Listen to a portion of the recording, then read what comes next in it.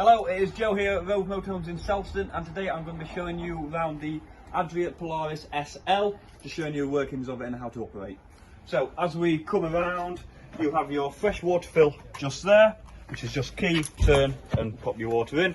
Your mains hookup lead connection just there, and then coming around you have your grey waste, which is just a quarter half turn, and it will drain out and then back to keep it in.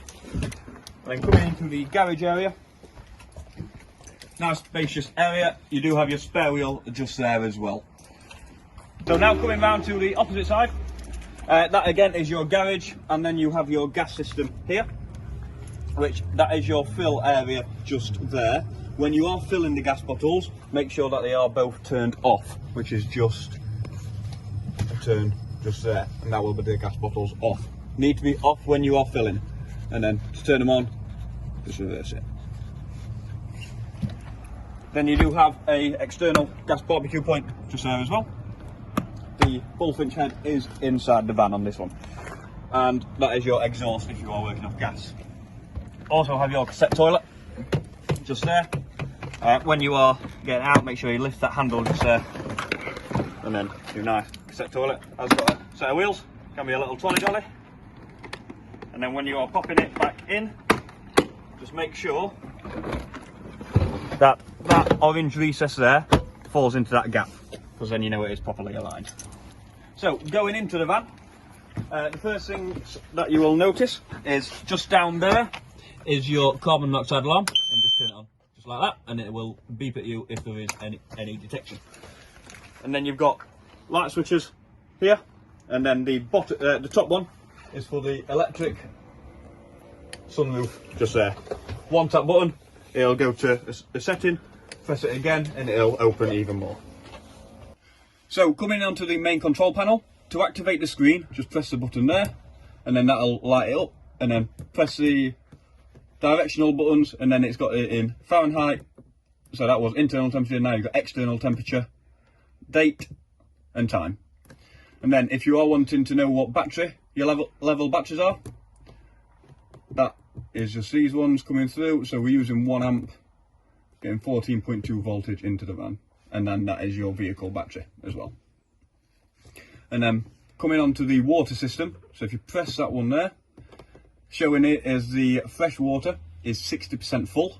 If you are then wanting to use the water, make sure on this screen you press that little button there, and then that will activate the water pump, activate it on or off. So at the minute the water pump is off, press it again, the water pump is on.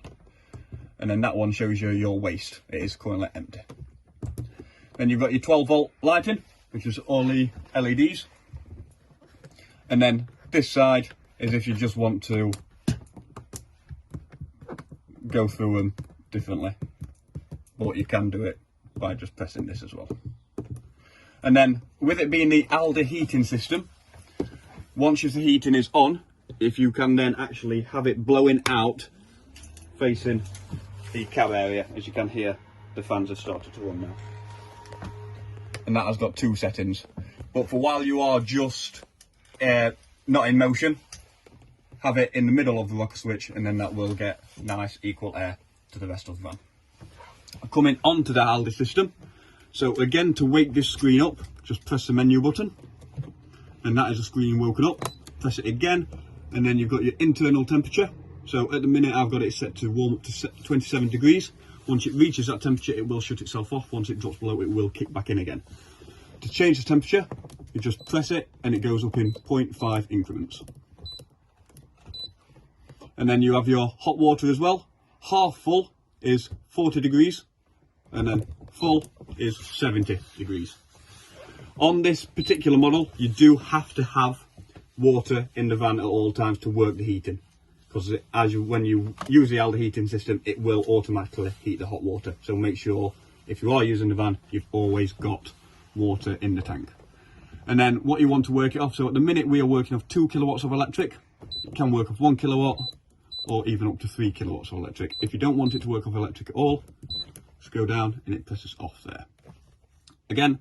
And then if you are wanting to use gas, make sure it is on just like so, and then it is off make sure if you are using it off gas, you turn your gas bottle heads on.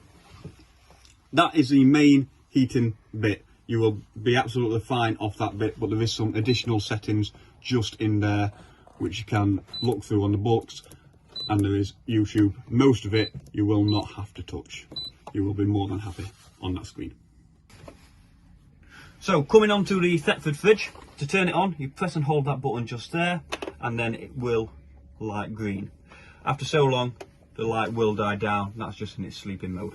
So to actually use the fridge, just make sure at the minute we are working off mains electric. You can see that identified by that plug just there, and we are on the coldest temperature, as you can tell with the 5 bars. If you do want to change what you're working off, this one auto, so if you are plugged into mains and got gas on and your engine's running, it will find the best source. That one is just working off while you're driving. It will only maintain its temperature while you're working off driving though, so if you can get it cold before you set off, do so, then pop it onto that and it'll just maintain that temperature. Then gas, it is self-igniting, you don't need to do anything, it just does it itself. If it can't ignite for any reason, after about 30 seconds it will start flashing and beeping at you to tell you that there is no gas or that you have run out of gas. And then to work on mains electric, pop it on that. So if you're on mains hookup site, I'd recommend just working off mains electric. And then this one, say, is the temperature, and you operate it just by that one. So 5 is the coldest, and for want of a better phrase, 1 is the warmest. In the UK, we should say about 4 is fine. And to winterise the fridge, you do have a little clip just here, which pulls out, and then shove it back in, and there is just a little latch just there, and that is the same with the freezer as well, just like so. Now coming into the bathroom area, we have your shower, which we'll show you working. So it is a good flow rate that you do get through. And that is operated just off that little handle there. Popping it back, and when you are driving, make sure that the shower door is locked open just off this little latch here, as you don't want it flapping about all over the place. Then you do have your sink tap as well, again very good flow rate.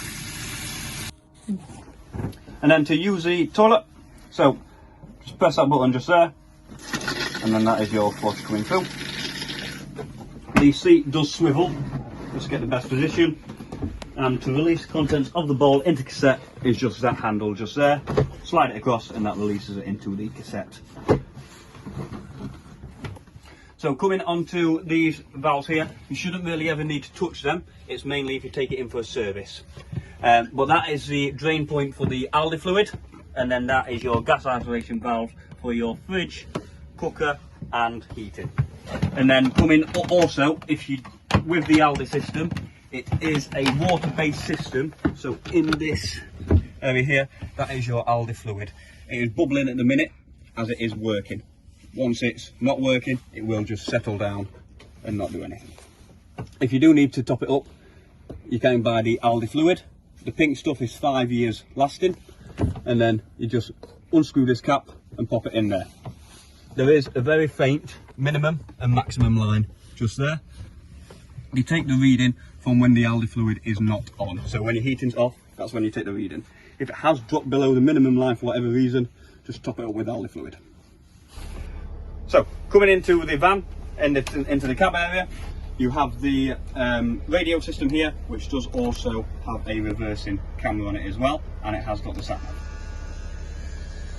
So for the sat nav, you just press that button just there, and then that will work sat nav. And then if you chuck it into reverse,